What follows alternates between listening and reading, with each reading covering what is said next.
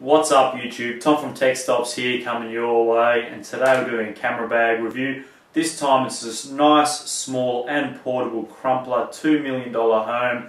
You can see my there is the black with the lime green. The $2 million home also comes in a brown and orange version and a black and beige version as well. Retails for $50 in the US and $60 in Australia. It's readily available and you can check out all the colours and pictures at crumpler.com.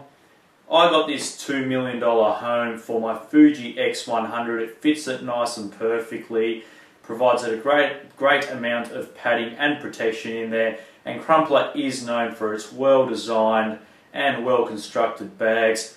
The $2 million home is part of the $1 million home range, ranging from the 1 all the way through to the 8, the 8th being the largest bag, and it really is a large shoulder bag. Probably a little bit too big for me. I wouldn't want to be carrying that much equipment in a shoulder bag, because over time your one shoulder, which is bearing most of the weight, will really start to feel the pain.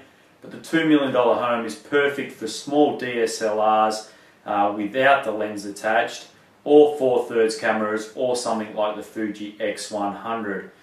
Does provide a good amount of padding, good quality materials are used. On the front there, it does have a nice reflective little patch there, so if you're walking around at night you will be seen.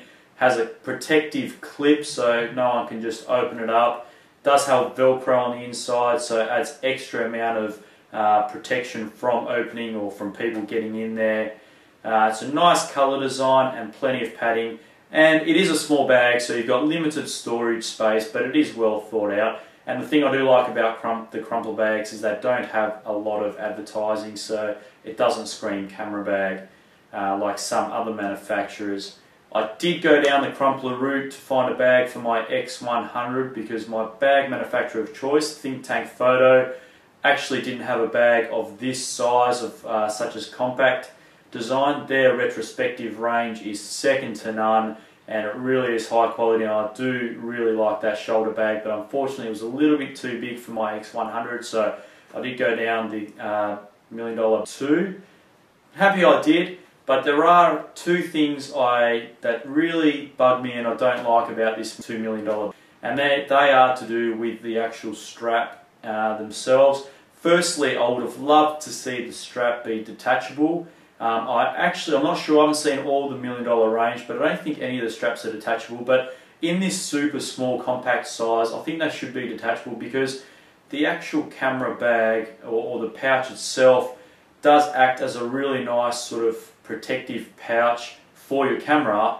And if you would be able to detach the actual strap, it will allow you to throw the $1 million baby into another bag, and you can transport that around with your camera in wherever you like and have plenty of protection for your camera. So if I want to throw the $2 million home with my Fuji X100 in my briefcase or in my gym bag or wherever it may be, I do have to have the strap attached, and it's just a little bit annoying, takes a little bit more space up, and it doesn't act purely as a protective pouch.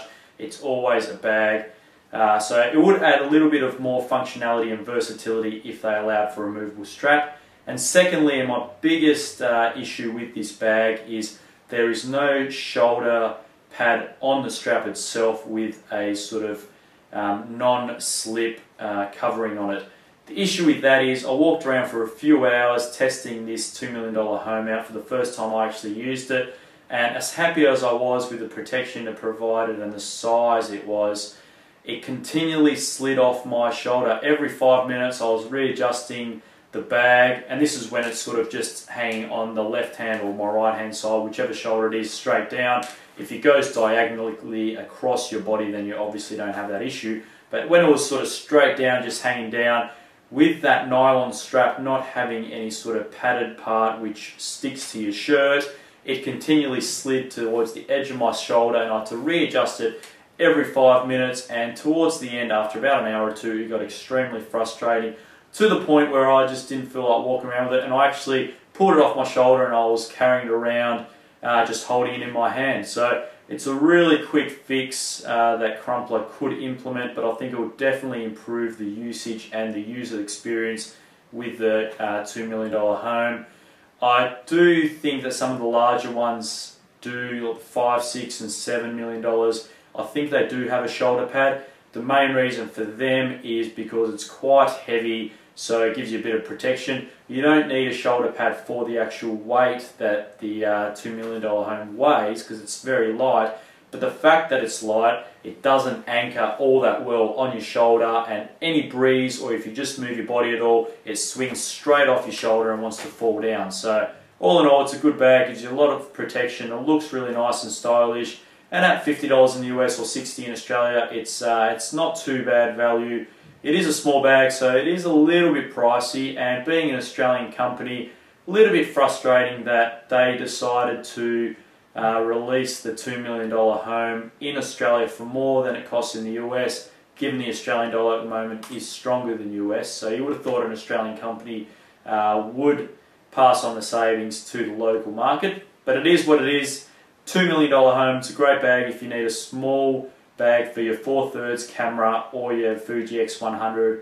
It's a little bit too big for a point and shoot, and it's probably a little bit too small for a DSLR, because you do have to take your lens off, and it will just be a little bit frustrating putting it on and off every time.